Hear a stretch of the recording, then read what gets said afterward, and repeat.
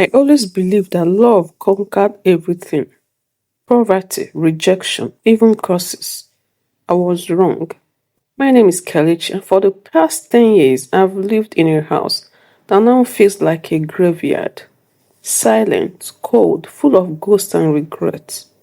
If someone had told me that the person I loved with all my heart would one day become the center of a mysterious darkness in my life, I would have laughed. But nothing makes me laugh anymore. It all began the year I brought Chinenye home. She was a beauty, tall, graceful, and the kind of woman that made men forget how to speak. I met her during NYSC in Port Harcourt.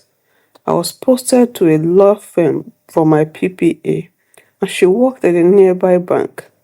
Her laughter was like music, and her eyes, God, they had that thing that made me feel seen. When I introduced her to my mother, Mama folded her hands and looked at Chinenye like she was a virus. This one, Mama asked, raising her brow like a judge in court.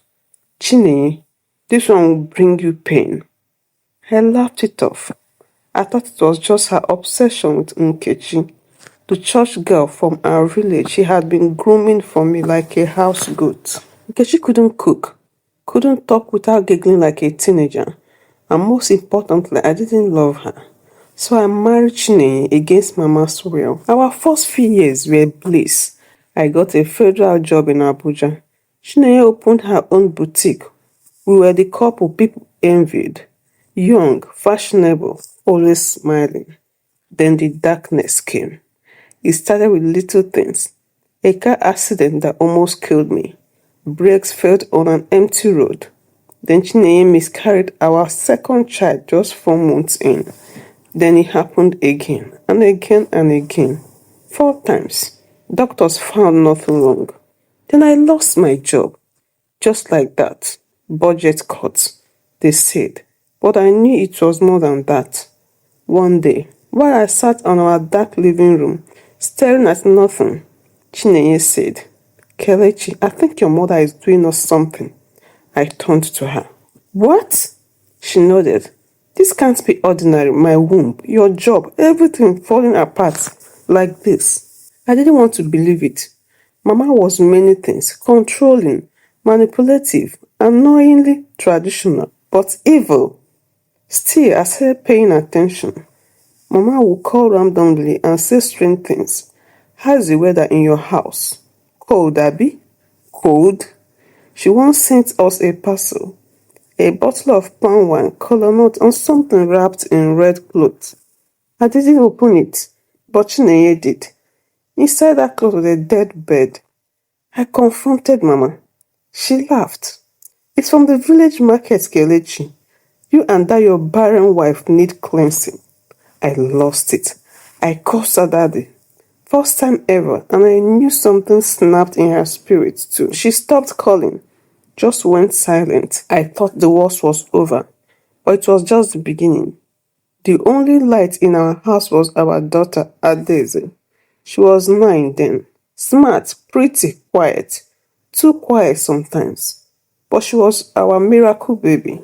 I didn't know she was watching, learning, changing. Years later, when Adeze entered SS2, something changed. She started spending time with a strange new group of friends, dressed in black, always whispering, always asking strange questions. Daddy, do you believe in blood sacrifice? I nearly slapped her. Who told you that nonsense? She just smiled. Never mind. That night, I found a small calabash under her bed. Inside it, my photograph and Chinenye's, with blood, real blood, smeared across our faces. I called her, shouted, screamed. She said nothing, just stared at me with those dead eyes. I didn't sleep that night. Then things got worse. Chinenye fell ill. Then I started coughing blood. We ran from pastor to prophet. They all said the same thing. There is someone in your family working against you. Very close. Very dark spirit. We thought it was Mama. But Mama was in the village, old, sickly, and bedridden. So who was it? One day, the prophet asked to pray in our house.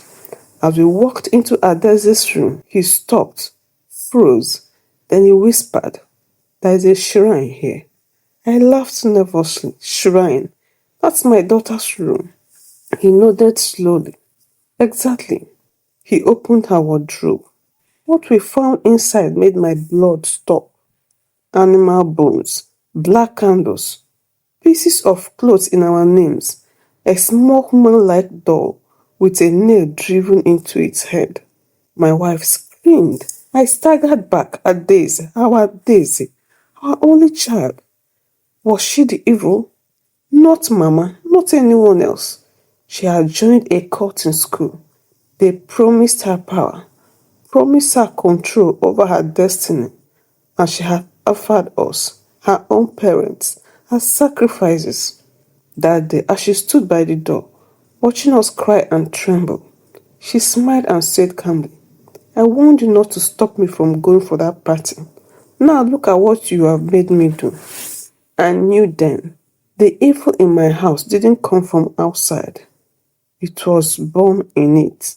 I didn't know when I fell to the ground. Maybe it was the weight of what I had just heard. Maybe it was the way Daisy stood at the door, unfazed by the horror we had uncovered. The way she clutched her school bag like it was her sword, her silence louder than the gunshot. Chinenye kept crying.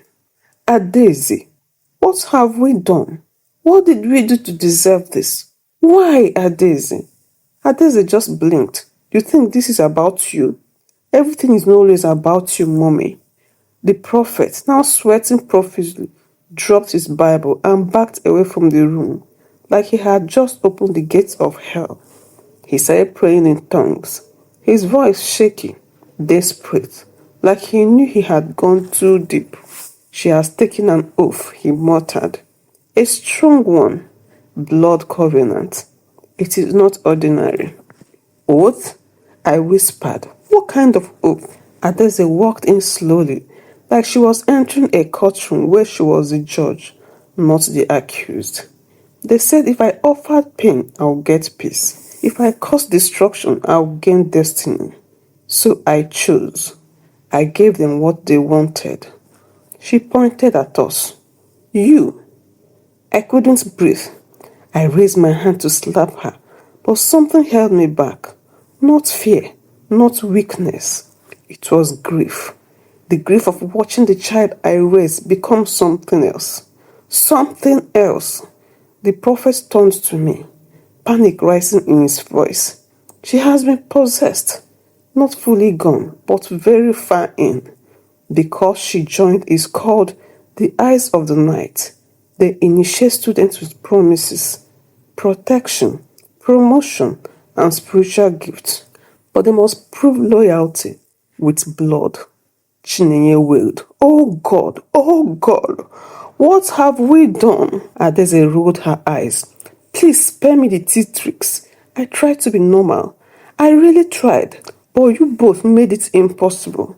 You're always fighting, always accusing Grandma, always acting like victims. You thought I wasn't listening? You thought I wasn't listening?" I turned to her. "So this is the payback. For what? For parenting you? For loving you?" She didn't answer. She just looked around the room and whispered, "They are here."